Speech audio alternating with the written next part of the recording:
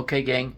Today we're going to put a new EGR valve in this 94 Mustang, and I'm not gonna video while I'm doing the work, but I'll show you what you need to do to get it done.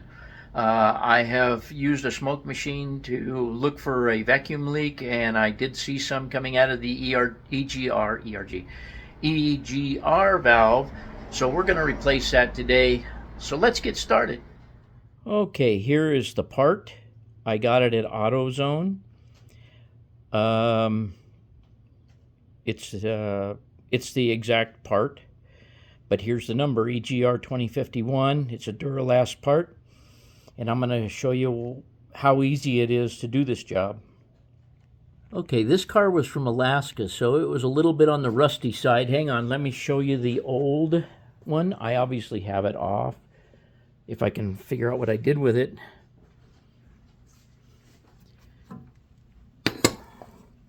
It's right here. You can see that the gasket has place for 2 holes, but there is not 2 holes. There's only 1 hole.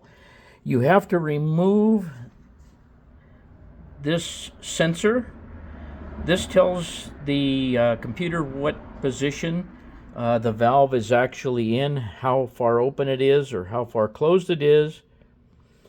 This one here is leaking through the diaphragm there. I made a tool to put smoke in. You can see how rusty it is. What I found was shooting those threads right there, which this thing sits in there about like that, but shooting those threads right there with WD-40 twice, and then I let it sit. And then what I did, hang on, bear with me. I took this chisel on the edge of the nut and just hit it a few times. Not a big hammer, just a medium size. Here, let me show you. That little ball peen right there, and hit this on the edge of the nut about 2 or 3 times, and it loosened it up. Then it takes a 1-inch wrench, this wrench right here, to actually loosen it. Once you just break that rust tension, if you have rust issue, which this one had a little rust issue, you can get that done. But you do need a 1-inch wrench, so prepare yourself and find a 1-inch wrench somewhere. And then when you loosen that, the nut is just right there, okay?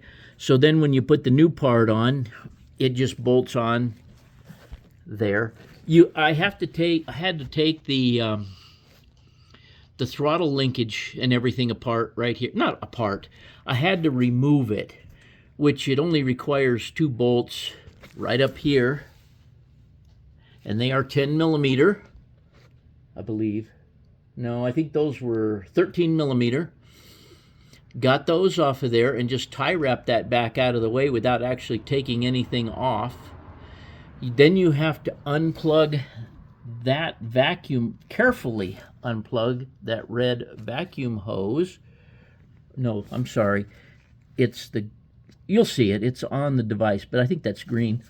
But you got to be real careful with those and don't bend them a lot, because they will break. If they break, you can put some 1/8 rubber tubing over the top of that and force it on. I had to do that. I broke one down here. You can see that little thin tubing right there. It goes around to that pink vacuum hose and around and reconnects to a pink vacuum hose. Anyway, I know a lot of you guys are buying this because you don't want all that crap on there, and I get it. But like I say, this is an all-original car, and I hate to screw it up. So anyway, I've cleaned. Anyway, the throttle and everything had to be moved. You pull off that vacuum hose, and all I did was stick a little screwdriver underneath the very edge of this and just give it a little pry as you pull it. Then this plug right here is plugged onto this device I showed you here. Okay, and this has to go back on the part that I got. because this sensor is not included in that. And we'll get into that in a little bit here. Then what I had to do is when I took the valve off, I also believe those are 13 millimeter. I think those up on top were 10 millimeter. These are 13 millimeter. You'll have to see. And they may be half.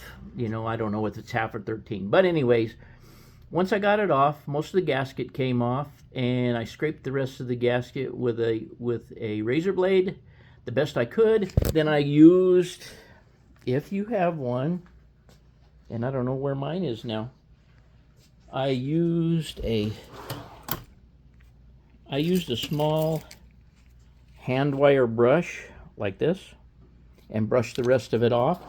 It doesn't come off extremely hard, and you don't need to put anything on this when you put it back, by the way, because it's got a regular exhaust type gasket, and then the nut just goes back on and so forth. But we'll get into that in a minute. Let me put the little this little electric device here back on the new part. I'll show you the new part, and I'll show you this put on it. Okay, here's a comparison of the two parts, and they are identical. So we're going to get busy getting it ready to put on. Okay, you guys can see here, you get a new gasket and you get the little seal, this seal right here, which you need to replace, and you get 3 new screws. So I'm going to go ahead and put the new screws in, even though I don't really need them, and I'll show you how it goes from here. Okay, here's the sensor back on the top of the new part, and you have to replace that gasket, the little round gasket that I showed you, because it's connected to the vacuum portion of vacuum side of this. So if you don't replace that and it leaks, you're still going to have a problem. So we're going to install it and see how it goes. Okay, as you get ready to start the part on there, you've got to get the fitting down here started and start the threads on that before tightening up the bolts up above, because that tube kind of dictates where the thing's going to go. So I've started the nut, the 1-inch nut there, and now I'm going to tighten down. I have put on the gasket, and I'm going to tighten down the 2 nuts up here on top. Okay, once you have the 2 nuts up here tight, and you have started that down there, once this is tight up here, the top and bottom screw up here, then you can tighten the 1-inch nut down here, and it's a pretty tight fit, so you're going to have to work at it. And then you plug your vacuum back in, plug your plug back into your sensor, and it should be good to go. We're going to start it up and see what we got as soon as I get the throttle hooked back up. Okay, here we are. Throttle's all connected back up in place.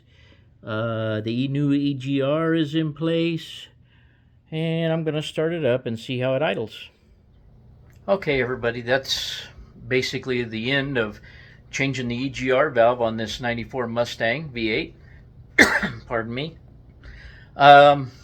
We know we have fixed a vacuum leak, and it does seem to idle a little bit better than it was idling.